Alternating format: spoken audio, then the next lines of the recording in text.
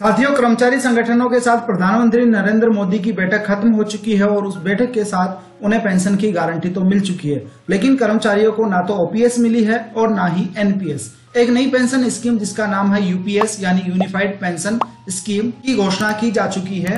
अब सरकार के द्वारा यूपीएस लागू की जाएगी। इसको लेकर कल 24 अगस्त 2024 की कैबिनेट मीटिंग में इसका फैसला लिया गया है। तो प्रधानमंत्री नरेंद्र मोदी की अगुवाई वाली कैबिनेट ने कल दिनांक 24 अगस्त 2024 को सरकारी कर्मचारियों के लिए यूनिफाइड पेंशन स्कीम को मंजूरी दे दी है। नमस्कार साथियों, आपके अपने चैनल राज टीचर्स हेल्पलाइन में आप सबका बहुत बहुत स्वागत है। तो साथियों, आज की इस वीडियो में हम यूपीएस यानी यूनिफाइड पेंशन स्कीम के 5 महत्वपूर्ण बिंदुओं को देखेंगे। तो चलिए शुरू करते हैं आज का ये वीडियो। चैनल से जुड़े रहने के लिए चैनल को सब्सक्राइब करें और पास वाले बेल आइकन को जरूर दबाएं।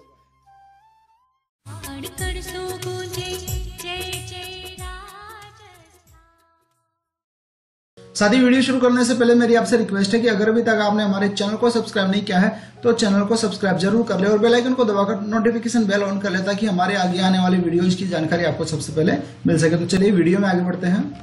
साथियों, यूनिफाइड पेंशन स्कीम को कैबिनेट में कल 24 अगस्त 2024 को मंजूरी दे दी गई है और उसके 5 की फीचर्स बताए गए हैं। तो पहला फीचर यहाँ पर है एश्योर्ड पेंशन का 50% of the average basic pay drawn over the last 12 months prior to superannuation for a minimum qualifying service of 25 years and proportionate for lesser service period up to a minimum of 10 years of service। यानी पहला जो की feature बताया गया है unified pension scheme का वो है एश्योर्ड पेंशन का।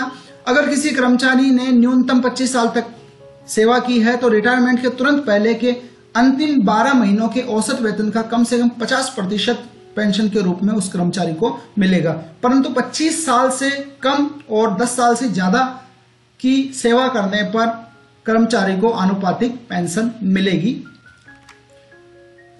सेकंड की फीचर है एश्योर्ड फैमिली पेंशन का।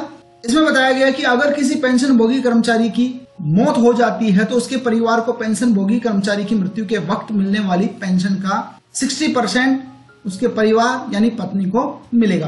तो अब बात करते हैं यूपीएस के थर्ड की फीचर की।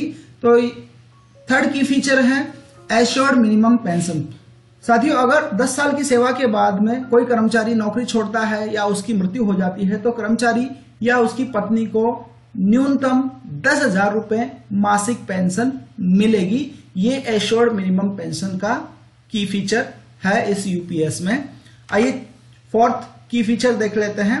तो इसमें दिया हुआ इन्फ्लेशन इंडेक्सेशन।